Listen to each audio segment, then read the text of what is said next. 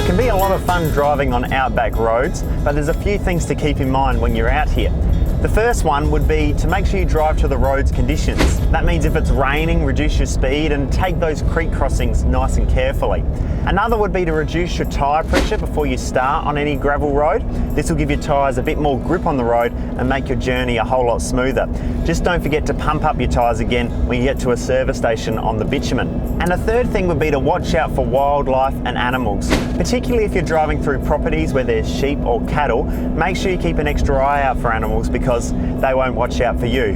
But it can be a lot of fun driving on outback roads. You can see some spectacular parts of remote Australia. Oh, and don't forget, when you come across another traveller, make sure you give them a little wave. Well, I've just come across a submarine out in the middle of the desert. Where am I? Well, I'm at the start of Mount Ive Station. It's a sheep station located about 200 kilometres west of Port Augusta, pretty much in the middle of nowhere. Now, Mount Ive is a working sheep station, but it's pretty unique because you can actually come out and see what's going on. So let's go check it all out.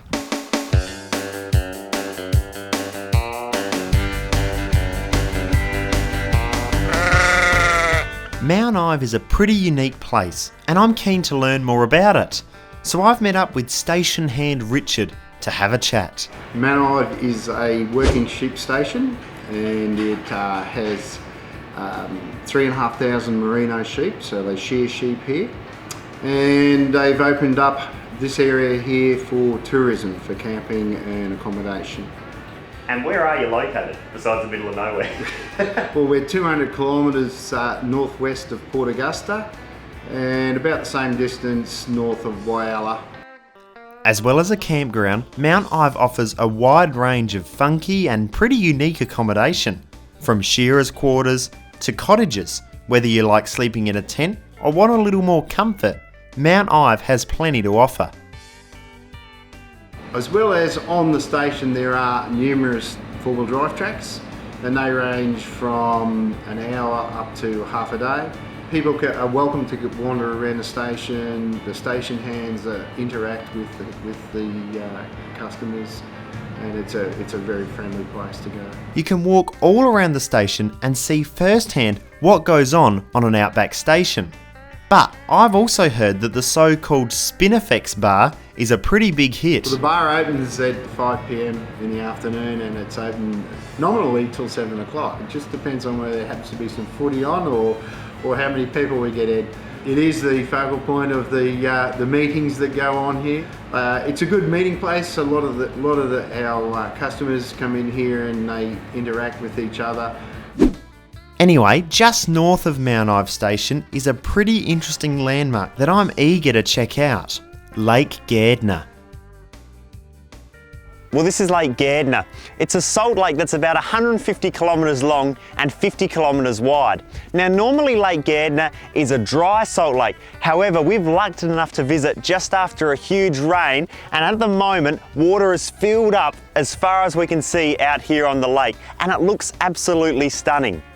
Lake Gairdner is Australia's third largest salt lake. Now, unlike water bodies that are near the coast where water flows out to sea, because creeks and rivers in the middle of Australia are so far away, the water flows out into the low-lying flat regions, forming lakes. Now, when this water evaporates, it leaves behind minerals, forming a salt lake. And there are plenty of them. But today, I've been really lucky to visit Lake Gairdner right after there's been a huge influx of water, and I have to say, it is truly an incredible sight.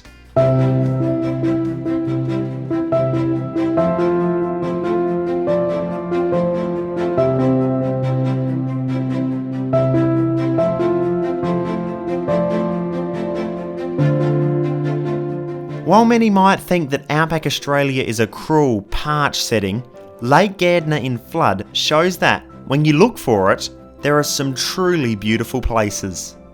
For such a harsh environment, it truly is such a picturesque place. Now, it might not look it today, but when Lake Gairdner is dry, it serves another purpose. Racing takes place out on Lake Gairdner every year, where rev heads can race and watch vehicles taking advantage of the flat, dry surface, reaching speeds of over 300 kilometres an hour.